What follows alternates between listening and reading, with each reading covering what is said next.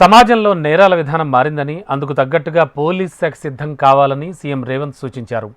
Cyber నేరాలు సమాజానికి అత్యంత ప్రమాదకరంగా మారాయన్నారు. బీటెక్, ఎంటెక్ చదివిన వారికి సైబర్ నేరాల నియంత్రణలో శిక్షణ ఇవ్వాలని డీజీపీకి సూచించారు సీఎం రేవంత్ రెడ్డి. అలాగే డ్రగ్స్ నియంత్రణపై కూడా దృష్టి పెట్టాలన్నారు. ప్రజాపాలన విజయోత్సవాల్లో భాగంగా ఎన్టీఆర్ మార్గ్లో హోంశాఖ వేడుకలు నిర్వహించింది. ఈ విజయోత్సవ వేడుకలకు CM Revanth Reddy, deputy CM Bhatti Vikramarka హాజరయ్యారు. ఈ సందర్భంగా ట్రాఫిక్ విభాగంలో విధులు నిర్వహించనున్న ట్రాన్స్జెండర్స్కు నియామక పత్రాలు అందజేశారు సీఎం. ఏళ్లుగా నిర్లక్ష్యానికి గురవుతోన్న ట్రాన్స్జెండర్లను జనజీవన స్రవంతిలోకి తీసుకొస్తామని, వారిని ఆదుకోవడానికి ప్రభుత్వం సిద్ధంగా ఉందన్నారు రేవంత్ రెడ్డి. తెలంగాణలో శాంతి భద్రతలను పరిరక్షిస్తున్న పోలీస్ సిబ్బందికి అందరికీ కూడా నేను శుభాకాంక్షలు తెలియజేయదలుచుకున్నాను. డాక్టర్ బాబాసాహెబ్ అంబేద్కర్ గారు ఇచ్చిన రాజ్యాంగం ఆర్టికల్ 3 ద్వారా ఈరోజు ఈ తెలంగాణ రాష్ట్రం ఏర్పడ్డది. ఈ తెలంగాణ రాష్ట్రంలో ప్రజల యొక్క ఆకాంక్ష మేరకు ఈరోజు పరిపాలన కొనసాగుతున్నది. ఈ మధ్య నేరాలు కొంత పుంతలు తొక్కుతున్నాయి. ఒకప్పుడు రేప్, మర్డర్ లాంటి ఆర్థిక నేరాలు లేకపోతే వ్యక్తుల యొక్క హత్యలు చేయడమే ఒకప్పుడు నేరంగా, తీవ్ర నేరంగా మనం పరిగణించే వాళ్ళం. ఈరోజు సమాజంలో వచ్చిన మార్పుల వల్ల నేరాల విధానం మారింది. ఈరోజు సైబర్ క్రైమ్ లాంటి, డ్రగ్స్ లాంటి కొత్త కొత్త నేరాలు, నేరగాళ్ళు ఈ రాష్ట్రంలో, ఈ దేశంలో ఈరోజు కనిపిస్తున్నారు.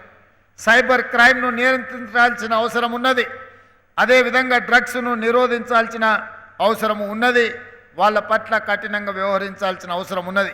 ఏ విధంగా అయితే మీరు శిక్షణ ఇస్తున్నారో, ఈరోజు నేను సూచన చేస్తున్న డీజీపీ గారికి బీటెక్, ఎంటెక్ చదువుకున్న వాళ్ళను కూడా మీరు పికప్ చేసి వాళ్ళని సైబర్ క్రైమ్లో, అదేవిధంగా డ్రగ్స్ నియంత్రించడంలో, డేటా ఎనాలిసిస్ చేయడానికి అవసరమైన శిక్షణను కూడా ఇచ్చి ప్రత్యేకమైన అవకాశాలు ఇవ్వండి. సమాజ నిర్లక్ష్యానికి గురైన ట్రాన్స్జెండర్స్ని జనజీవన స్రవంతిలోకి తీసుకురావాలన్న ఆలోచన ఈ రాష్ట్ర ప్రభుత్వం చేసింది. ఈరోజు 47 మందినో 50 మందినో నియామక పత్రాలు ఇచ్చారు. భవిష్యత్తులో ఇంకా వాళ్ళకి అవకాశాలు పెంచుతాం, వాళ్ళకి శిక్షణ ఇస్తాం, వాళ్ళకు ఒక మంచి భవిష్యత్తుని ఇస్తాం. ప్రభుత్వం కట్టే ఇందిరమ్మ ఇండ్లు, ఇప్పుడు అందుబాటులో ఉన్న డబుల్ బెడ్రూమ్ ఇండ్లు కూడా ట్రాన్స్జెండర్స్కి ఇవ్వడానికి రాష్ట్ర ప్రభుత్వానికి వెనక్కి పోదు. కాంగ్రెస్ ప్రభుత్వం ఏడాదిలోపే 1,00,000 కోట్లు అప్పు చేసిందని ప్రతిపక్ష నేతలు చేస్తున్న విమర్శలకు డిప్యూటీ సీఎం భట్టి విక్రమార్క వివరణ ఇచ్చారు. ఏడాది కాలంలో తమ ప్రభుత్వం 52,000 కోట్లు అప్పు చేస్తే అవి గత ప్రభుత్వం చేసిన అప్పుల కిస్తీల చెల్లింపులకే సరిపోయిందన్నారు. 10 ఏళ్ల బీఆర్ఎస్ పాలన తెలంగాణ ఆర్థిక వ్యవస్థను చిన్నాభిన్నం చేసిందని ఆయన విమర్శించారు. 1వ తారీఖున ప్రభుత్వ ఉద్యోగులకు జీతాలు కూడా ఇవ్వలేని పరిస్థితిలోకి నెట్టివేశారన్నారు. కానీ తమ ప్రభుత్వం ఉద్యోగులకు 1వ తేదీన జీతాలు ఇచ్చే ప్రయత్నం చేస్తోందన్నారు. బీఆర్ఎస్ ప్రభుత్వం 10 ఏళ్లలో 7 లక్షల కోట్ల అప్పు చేసిందని, వాటి అసలు వడ్డీలకే 64,000 కోట్ల రూపాయలు చెల్లించామన్నారు. అప్పులు కట్టేందుకు మళ్లీ అప్పు చేయాల్సి వస్తోందన్నారు భట్టి విక్రమార్క. ఇవి కాకుండా అభివృద్ధి, సంక్షేమానికి ప్రతి పైసను అర్థవంతంగా ఖర్చు చేస్తున్నామన్నారు డిప్యూటీ సీఎం. 15వ తారీఖు తర్వాతనో లేకపోతే ఆ తర్వాత ఇంకా పైబడి ఇంకా లేటుగా రావటం, అస్తవ్యస్తంగా ఉన్నటువంటి పరిస్థితుల్లోంచి ప్రతి నెల 1వ తారీఖు కల్లా ఉద్యోగ వ్యవస్థకి జీతాలు ఎలా అందించాలనే దానిపైన దృష్టి సారించాం. అంటే ఉద్యోగ వ్యవస్థకు కూడా జీతాలు ఇచ్చుకోలేనటువంటి పరిస్థితుల్లో చిన్నాభిన్నం చేసిన ఆనాటి టీఆర్ఎస్ ప్రభుత్వం మాట్లాడితే ఇప్పుడున్న ప్రభుత్వం అప్పులు చేసుకుంటూ పోతా ఉంది. చేసిన అప్పులతో ఏమి వ్యవస్థల్ని నిర్మించట్లేదు, మాలాగా కాళేశ్వరం కట్టి కూల్చట్లేదు, ఏం చేస్తా ఉన్నారని అడుగుతా ఉన్నాం. ఈ ప్రభుత్వం వచ్చిన తర్వాత అప్పుగా తీసుకొచ్చింది 52,118 కోట్లు బారో చేశాం. అయితే తీసుకొచ్చిన ఈ అప్పుని మీరు చేసిన 7 లక్షల కోట్ల అప్పుకి, ఆ అప్పులో ప్రిన్సిపల్ అమౌంట్ 10 ఏళ్ల తర్వాత మీరు ప్లాన్ చేసి ఆ 10 ఏళ్ళు మీరు ఖర్చు పెట్టుకొని పోతే 10 ఏళ్ల తర్వాత అప్పు కట్టేటువంటి భారం మా దగ్గరకు వచ్చే వరకల్లా వచ్చింది. ఆ ప్రిన్సిపల్ అమౌంట్, వడ్డీ కలిపి 64,516 కోట్ల రూపాయలు ఇప్పుడు బ్యాంకులకు చెల్లించాం.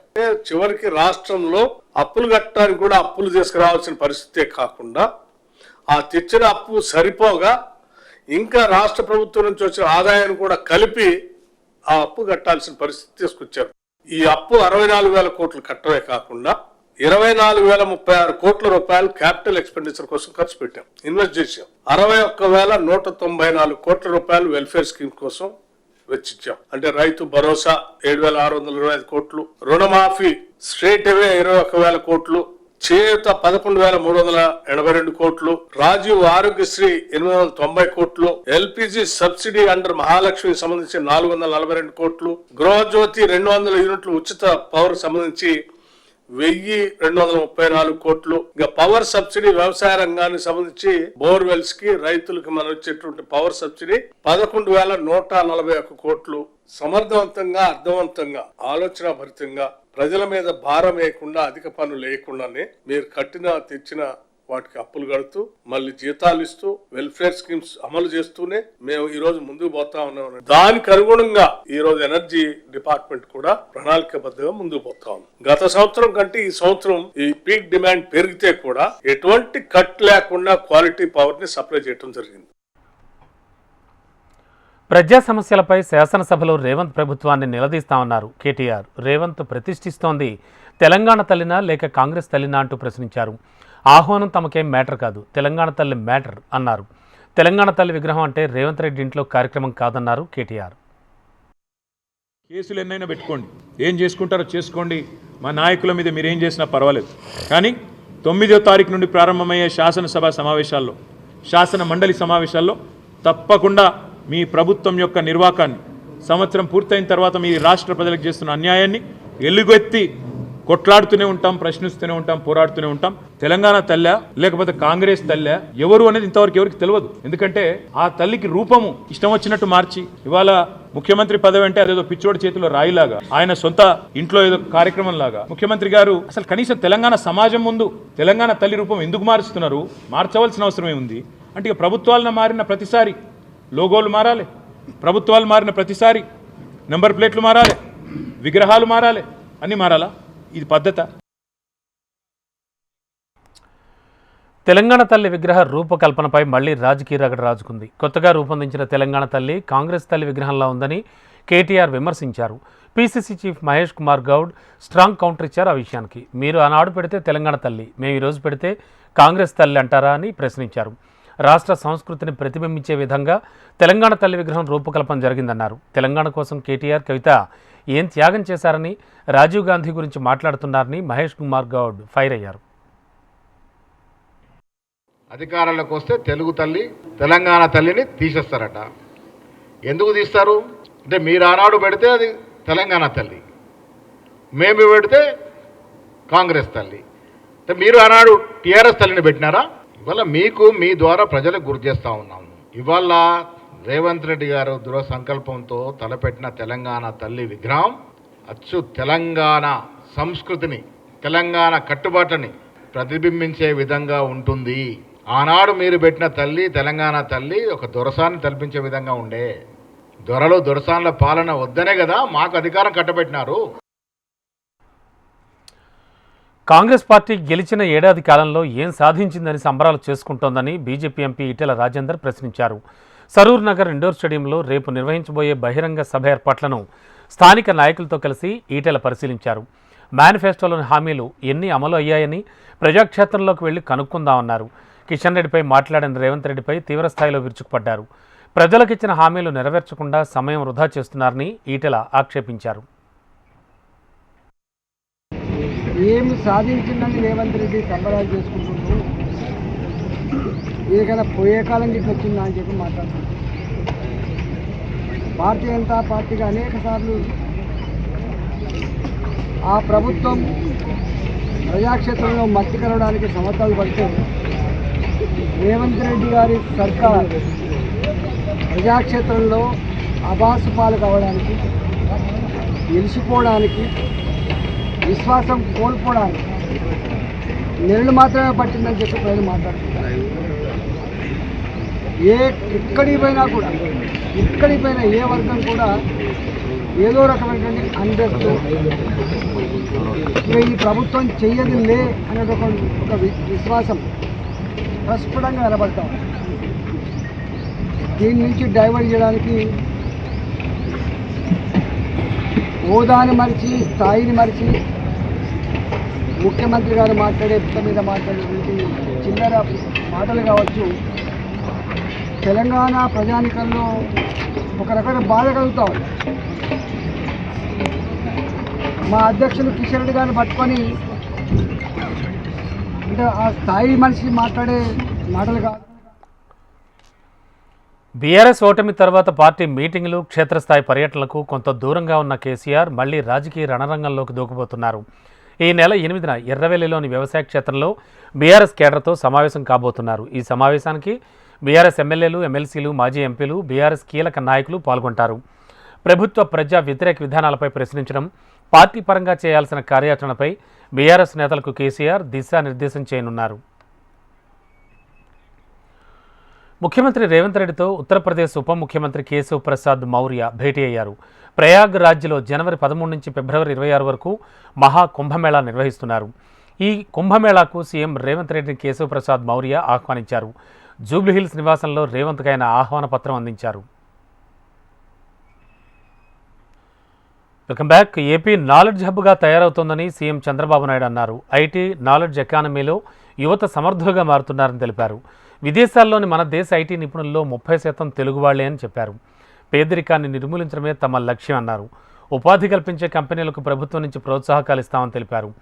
అన్ని రకాల విద్యా సంస్థలు ప్రపంచంతో పోటీ పడేలా తీర్చిదిద్దుతామని అన్నారు. టెక్నాలజీ వల్ల పారదర్శకత, జవాబుదారీతనం పెరుగుతుందన్నారు.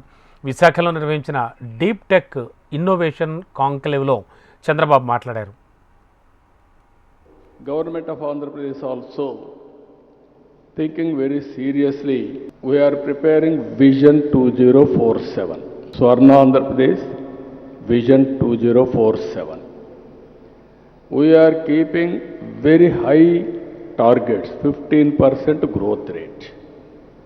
Everybody is saying, is it possible? It is possible, we wanted to prove it. 14 to 19, we are able to grow at the rate of 13.5% at that time. Now we are talking 15% growth rate. Even today position Andhra Pradesh is not up to the mark. We are having legacy problems. We are correcting all legacy problems. This second quarter, if you see, all India growth rate is 8%. Andhra Pradesh growth rate is 8.75%. We are monitoring everything real time. Once in 3 months, we are able to study growth rate, GSTP, GDP, other states, wherever there is information we are monitoring. ఏపీలో ration బియ్యం అక్రమ రవాణాపై దర్యాప్తు కోసం సిట్ను ఏర్పాటు చేసింది కూటమి ప్రభుత్వం. బియ్యం అక్రమ రవాణా కేసులన్నింటినీ ఈ సిట్ దర్యాప్తు చేస్తుంది. సిట్ చీఫ్గా సిఐడి ఐజీ వినీత్ బ్రిజ్లాల్ను నియమించింది. ఈ బృందంలో సిఐడి ఎస్పీ ఉమామహేశ్వర్తో పాటు మరో 4 డీఎస్పీలు సభ్యులుగా ఉంటారు. కాకినాడ పోర్టులో రేషన్ బియ్యానికి సంబంధించి 13 కేసులు నమోదయ్యాయి. ప్రతి 15 రోజులకు ఒకసారి కేసు పురోగతిపై నివేదిక ఇవ్వాలని ప్రభుత్వం ఆదేశించింది. ఇదిలా ఉంటే కాకినాడ పోర్టు ఘటనపై సిఐడి దూకుడు పెంచింది. కాకినాడ పోర్టు అక్రమాలపై దర్యాప్తులో కీలక ఆధారాలు సేకరించింది సిఐడి. ఇప్పటికే ఏవీరావు ఇచ్చినటువంటి ఫిర్యాదుతో పలువురిపై కేసులు నమోదు చేశారు అధికారులు. అయితే పోర్టుకు సంబంధించి గత ప్రభుత్వం ఇచ్చిన లీజ్ వ్యవహారంపై లోతుగా దర్యాప్తు చేస్తున్నారు. ఇప్పటికే ఈ కేసుకు సంబంధించిన పలువురు దేశం విడిచి వెళ్లకుండా లుకౌట్ నోటీసులు జారీ చేశారు. మరోవైపు ఈ కేసులో హైకోర్టులో ముందస్తు బెయిల్ పిటిషన్ వేశారు విక్రాంత్ రెడ్డి. తనకు ఈ కేసుకు ఎలాంటి సంబంధం లేదని, కావాలనే తనని కేసులో ఇరికిస్తున్నారంటూ ముందస్తు బెయిల్ పిటిషన్ వేశారు. ఇక కాకినాడ పోర్టు విషయంలో విచారణ చేపట్టకుండానే లుకౌట్ నోటీసులు ఇవ్వడంపై ఫిర్యాదు చేస్తా అన్నారు ఎంపీ విజయసాయిరెడ్డి. కాకినాడ పోర్టు వ్యవహారంపై 1997 నుంచి దర్యాప్తు జరిపించాలని డిమాండ్ చేశారు. కక్ష సాధింపు చర్యల్లో భాగంగానే తనపై ఆరోపణలు చేస్తున్నారని విమర్శించారు. ఆయన అన్యాయం జరిగితే 4.5 ఏళ్ల నుంచి కేవీరావు ఏం చేశారని ప్రశ్నించారు. చంద్రబాబు రాగానే ఫిర్యాదు చేయడం వెనక ఆంతర్యం ఏమిటని నిలదీశారు. కేవీరావు చంద్రబాబు మనిషి అని ఆక్షేపించారు. 2020 మేలో కేవీరావుకు ఫోన్ చేశానని, కాకినాడ పోర్టుపై విక్రాంత్తో మాట్లాడానని చెప్పేందుకు ఆధారాలు ఉన్నాయని అడిగారు Vijayasai Reddy. I'll be filing a defamation case and also a criminal case against Chandrababu Naidu and also Mr. K.V. Rao in Delhi for issuing lookout notice to me without even examining me on oath. Secondly, being a member of parliament, I really don't understand how CID department under the leadership of Chandrababu Naidu can take a decision that I'll flee from the country. Is it possible? And thirdly, YCP MP Vijayasai Reddy ఎక్స్లో చేసిన post దుమారం రేపుతోంది. NDA నేతల మధ్య గొడవ పెట్టేలా Vijayasai tweet చేశారు. ఏపీకి పవన్ కళ్యాణ్ నాయకత్వం వహించాలని, యంగ్ ఏపీని యంగ్ లీడర్ అయితేనే సమర్థవంతంగా లీడ్ చేయగలరన్నారు. వయస్సు, దేశవ్యాప్తంగా ఉన్న ఇమేజ్ దృష్ట్యా ఏపీకి పవన్ కళ్యాణ్ నాయకత్వం వహించాలన్నారు. 75 ఏళ్ల వయసులో సమర్థవంతంగా చంద్రబాబు పని చేయలేరన్నారు. రాష్ట్రంలో ఎన్నికల ముందు చంద్రబాబు తప్పుడు హామీలు ఇచ్చారని, గతంలో కూడా చంద్రబాబు ఇలాగే మోసం చేశారని మాజీ మంత్రి పెద్దిరెడ్డి రామచంద్రారెడ్డి అన్నారు. బాబాసాహెబ్ అంబేద్కర్ వర్ధంతి సందర్భంగా రాష్ట్ర వ్యాప్తంగా కార్యక్రమాలు ఏర్పాటు చేశారు. పొంగనూరు అంబేద్కర్ సర్కిల్లో విగ్రహానికి పూలమాలలు వేసి నివాళులు అర్పించారు. అనంతరం మాట్లాడారు. సీఎం చంద్రబాబుపై విమర్శలు చేశారు. చంద్రబాబు ఎన్నికల సమయంలో ఇచ్చిన హామీలను నెరవేర్చలేదు అని ప్రశ్నిస్తే సోషల్ మీడియా వారిని వేధింపులకు గురి చేస్తున్నారని పెద్దిరెడ్డి ఆరోపించారు. బాబాసాహెబ్ అంబేద్కర్ గారిది 69వ వర్ధంతి సందర్భంగా రాష్ట్ర వ్యాప్తంగా అన్ని నియోజకవర్గాల్లో కూడా మా నాయకుడు జగన్మోహన్ రెడ్డి గారి ఆదేశాల మేరకు వారికి నివాళులు అర్పించి అంబేద్కర్ గారికి రాష్ట్రంలో జరుగుతా ఉన్న విషయాల గురించి కూడా మీతో మాట్లాడాలని చెప్పి పార్టీ నిర్ణయించడం మీదట నేను ఈరోజు మీ ముందుకు రావడం జరిగింది. ఈరోజు రాష్ట్రంలో ఎన్నికల ముందు మనకు అందరికీ కూడా తెలుసు, ఈయన అన్ని కూడా తప్పుడు హామీలు ఇస్తాడని చెప్పి 2014లో చూసాము. అంతకు ముందు కూడా చూసాము. రామారావు దిగిపోయినప్పుడు రామారావు గారు ఇచ్చిన హామీలన్నీ కూడా తుంగలో దొక్కాడు. మరి ఆ విధంగా ఈరోజు హామీలను అడిగితే సోషల్ మీడియా నెటిజన్లను కానీ యువకులందరినీ కూడా సోషల్ మీడియాలో మీ హామీలు నెరవేర్చలేదని అడిగితే వాళ్ళందరినీ కూడా అనేక రకాల ఇబ్బందులు పెట్టి మానసికంగాను శారీరకంగాను వారిని సీజ్ ద షిప్ అనే పవన్ కళ్యాణ్ డైలాగ్ కామెడీగా ఉందన్నారు మాజీ మంత్రి అంబటి. పవన్ చేతిలో పవర్ లేదు కాబట్టే ఆ షిప్ సీజ్ కాలేదన్నారు. చంద్రబాబు అని డైవర్షన్ పాలిటిక్స్ చేస్తున్నారని, నిన్న తిరుపతి లడ్డు అన్నారు, ఇప్పుడు కాకినాడ పోర్ట్ అంటున్నారని అంబటి విమర్శలు గుప్పించారు. కాకినాడ సీపోర్ట్లో అరబిందో ఇంటర్నేషనల్ కంపెనీ 41% వాటాను పరస్పర అంగీకారంతో కొనుక్కుంటే దీనికంతటికీ జగన్ కారణమని అసత్యపు ఆరోపణలు చేస్తున్నారని ఫైర్ అయ్యారు అంబటి. ఈ నెల 11 చేపట్టే రైతు ఉద్యమాన్ని ఎన్నికల కోడ్ కారణంగా 13కు వాయిదా వేస్తున్నామన్నారు.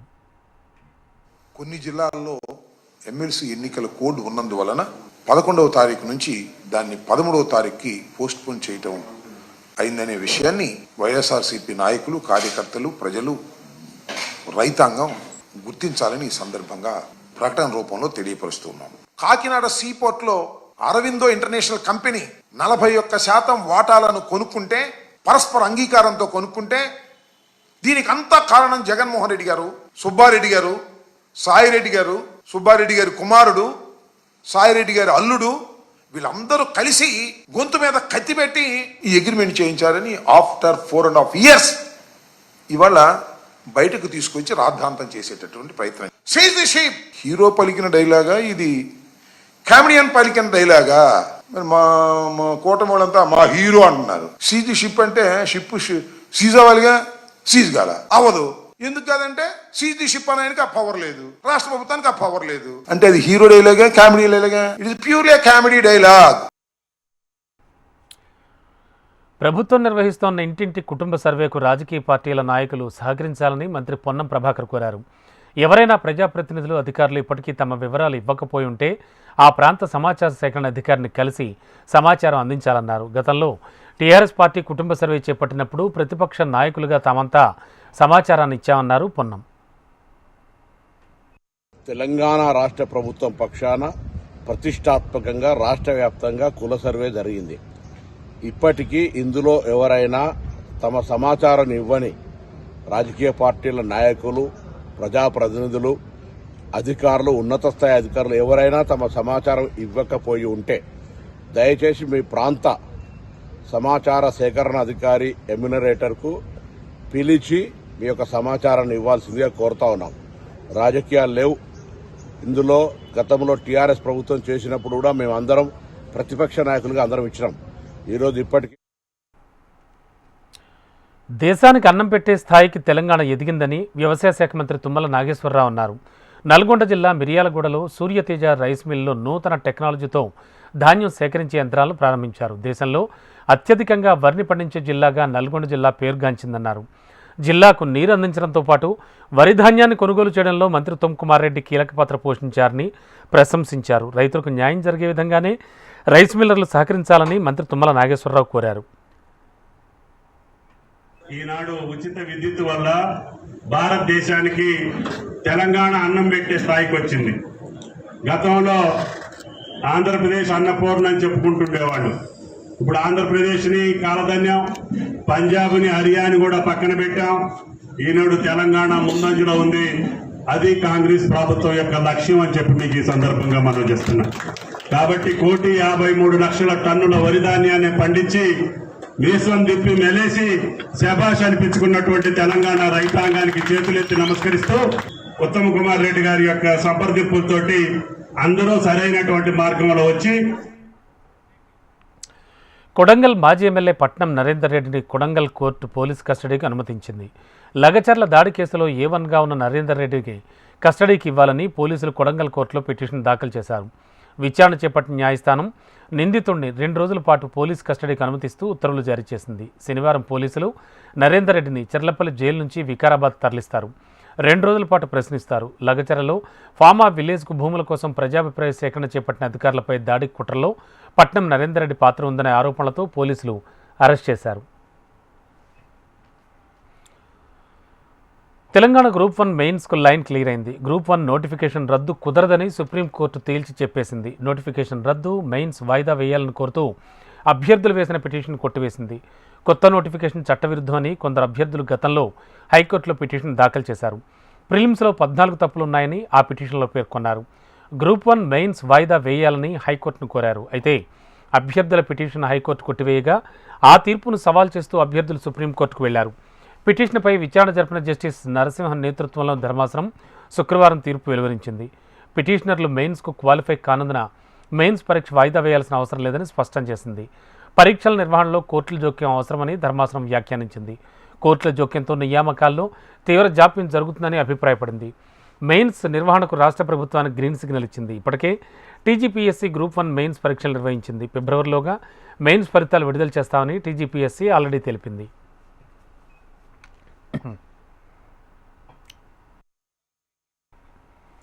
తెలంగాణ నుంచి ఎన్నికైన ఎంపీ అభిషేక్ మను సింఘ్వీ స్థానం వద్ద నిన్న 500 రూపాయల నోట్లు దొరికిన ఘటనపై విచారణ జరుగుతోందని రాజ్యసభ చైర్మన్ జగదీప్ ధన్కడ్ వెల్లడించారు. అభిషేక్ మను సింఘ్వీ పేరును చైర్మన్ ప్రస్తావించడంపై రాజ్యసభలో దుమారం రేగింది. విచారణ జరుగుతోందని చెబుతున్న మీరే ఆయన పేరు ఎలా ప్రస్తావిస్తారని విపక్ష నేత మల్లికార్జున్ ఖర్గే ప్రశ్నించారు. ఘటనను అణిచివేయాలని విపక్ష నేతలు భావిస్తున్నారని కేంద్ర మంత్రి జేపీ నడ్డా విమర్శించారు.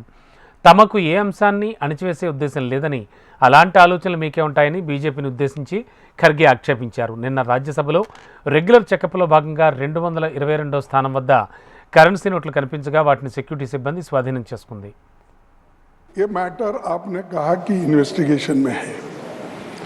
जब तक इन्वेस्टिगेशन नहीं होता और जब तक आपको ऑथेंटिसिटी से कोई एक व्यक्ति के पास या कोई एक सीट के ऊपर मिला है, उसका ऑथेंटिसिटी नहीं होता, तब तक तो उसका नाम बोलना ही नहीं. ये अरे छोड़ो भाई sir, you know you all lawyers.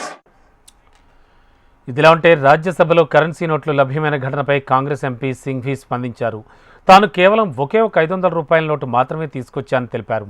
ఇలాంటి పరిస్థితిని తానెప్పుడు చూడలేదని, నిన్న రాజ్యసభకు వచ్చే సమయంలో తన జేబులో కేవలం ఒకే ఒక నోటు ఉందని చెప్పారు. నిన్న మధ్యాహ్నం 12:55 సభ లోపలికి వచ్చానని, 1 గంటకు సభ వాయిదా పడడంతో క్యాంటీన్కి వెళ్ళానన్నారు.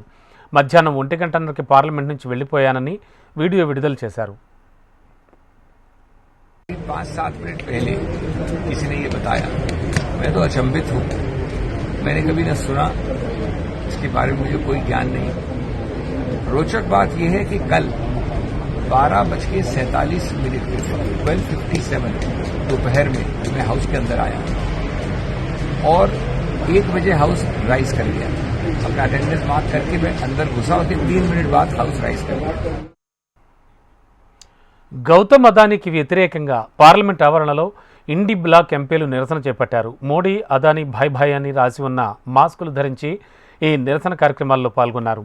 రాజ్యాంగ ప్రతులను చేతిలో పట్టుకుని గౌతమ్ అదానీకి వ్యతిరేకంగా నినాదాలు చేశారు.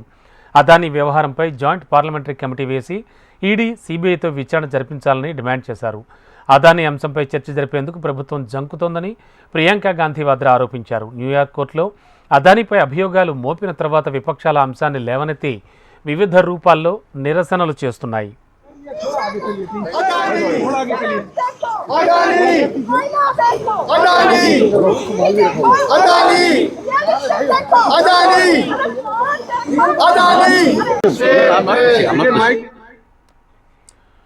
డాక్టర్ బిఆర్ అంబేద్కర్ వర్ధంతి సందర్భంగా పార్లమెంట్ ఆవరణలో మహాపరినిర్వాణ్ దివస్ కార్యక్రమం జరిగింది. ప్రధాని మోడీ అంబేద్కర్ చిత్రపటానికి నివాళులు అర్పించారు. ఉపరాష్ట్రపతి జగదీప్ ధన్ఖడ్, లోక్సభ స్పీకర్ ఓం బిర్లా, మాజీ రాష్ట్రపతి రామ్నాథ్ కోవింద్, రాజ్యసభ విపక్ష నేత మల్లికార్జున ఖర్గే తదితరులు హాజరై నివాళులు అర్పించారు. అనంతరం అక్కడ ఓ ఆసక్తికర సన్నివేశం జరిగింది. మోడీ, ఖర్గే పరస్పరం పలకరించుకుని కాసేపు నవ్వుతూ మాట్లాడుకున్నారు. ఎప్పుడూ పరస్పర విమర్శలు చేసుకునే నేతలు ఒకే చోట నవ్వులు పూయిస్తూ మాట్లాడుకుంటున్న దృశ్యాలు వైరల్గా మారాయి. రైతుల ఆందోళనలతో పంజాబ్లోని శంభు సరిహద్దుల్లో తీవ్ర ఉద్రిక్తత నెలకొంది. పంటలకు మద్దతు ధర కల్పించాలని డిమాండ్ చేస్తూ పంజాబ్ రైతులు చలో ఢిల్లీ ర్యాలీకి పిలుపునిచ్చారు. 50 వాహనాలతో ఢిల్లీ వెళ్తున్న 300కు పైగా రైతులను శంభు బోర్డులో పోలీసులు అడ్డుకునే ప్రయత్నం చేయడంతో ఘర్షణ వాతావరణం తలెత్తింది. బారికేడ్లను తోసుకుని వెళ్లేందుకు రైతులు ప్రయత్నించడం, వారిపై పోలీసులు టియర్ గ్యాస్ ప్రయోగించడంతో ఉద్రిక్త పరిస్థితులు తలెత్తాయి. రైతుల ఆందోళనతో జాతీయ రహదారిపై భారీగా ట్రాఫిక్ జామ్ అయింది. పంజాబ్, హర్యానా బోర్డర్లో పోలీసులు భారీగా మోహరించారు. వరుసగా 11వ కీలక వడ్డీ రేట్లను యథాతథంగా కొనసాగిస్తున్నట్లు ఆర్బీఐ గవర్నర్ శక్తికాంత్ దాస్ ప్రకటించారు. రెపో రేటు 6.5% వద్ద స్థిరంగా కొనసాగిస్తున్నట్లు తెలిపారు. డిసెంబర్ 4 నుంచి 3 రోజుల పాటు ద్వైమాసిక ద్రవ్య పరపతి విధాన సమీక్ష జరిగింది. ఈ నిర్ణయాలను గవర్నర్ శక్తికాంత్ దాస్ వెల్లడించారు. 2023 ఫిబ్రవరి నుంచి కేంద్ర బ్యాంక్ రెపో రేటును 6.5%గానే కొనసాగిస్తూ వస్తోంది. బ్యాంకులు, బ్యాంకింగేతర ఆర్థిక సంస్థలు బలంగా కొనసాగుతున్నాయని, ఆర్థిక రంగం ఉత్తమంగా ఉందన్నారు.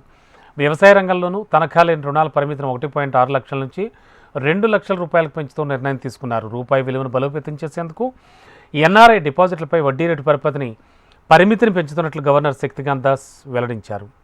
Projected at 6.6%, with Q3 at 6.8% and Q4 at 7.2%. Real GDP growth for the first quarter of 25-26 is projected at 6.9%. ఈ నెల 4న సంధ్యా థియేటర్లో జరిగిన ఘటనపై జాతీయ మానవ హక్కుల కమిషన్కు ఫిర్యాదు చేయగా ఎన్హెచ్ఆర్సీ విచారణకు స్వీకరించింది. డిసెంబర్ 5న పుష్ప సినిమా ప్రపంచవ్యాప్తంగా రిలీజ్ కానుండగా ఒకరోజు ముందు ప్రీ రిలీజ్ వేశారు. డిసెంబర్ 4న సెకండ్ షోకు పుష్ప 2 సినిమాను పలు థియేటర్లో ప్రదర్శించారు. సిటీ పోలీస్ యాక్ట్ కింద ముందస్తు అనుమతి తీసుకోకుండానే సంధ్యా థియేటర్ యాజమాన్యం పుష్ప 2 సినిమాను ప్రదర్శించింది. ఆ థియేటర్ వద్దకు పుష్ప 2 హీరో అల్లు అర్జున్ వస్తున్నాడని తెలుసుకుని అభిమానులు భారీగా వచ్చారు. అభిమానుల్ని కంట్రోల్ చేసేందుకు చిక్కడపల్లి పోలీసులు లాఠీచార్జ్ చేయడంతో తొక్కిసలాట జరిగింది. ఆ ఘటనలో రేవతి అనే మహిళ మృతి చెందగా ఆమె కుమారుడు తీవ్రంగా గాయపడ్డారు. ఈ ఘటనకు కారణమైన వారిపై ఇప్పటికే పోలీసులు కేసు నమోదు చేయగా ఓ వ్యక్తి ఎన్హెచ్ఆర్సీలో ఫిర్యాదు చేశాడు. ఘటనకు కారణమైన వారిలో చర్యలు తీసుకోవాలని పిటిషనర్ కోరాడు.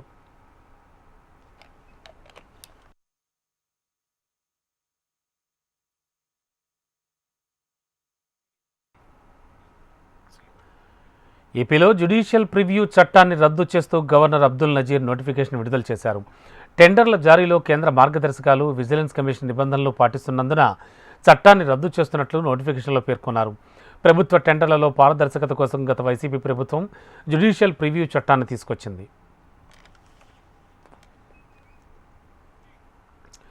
ఇక ఇవి బులెటిన్ విశేషాలు. చూస్తూనే ఉండండి హెచ్ఎం టీవీ. వార్త ఆగదు, నిజం దాగదు.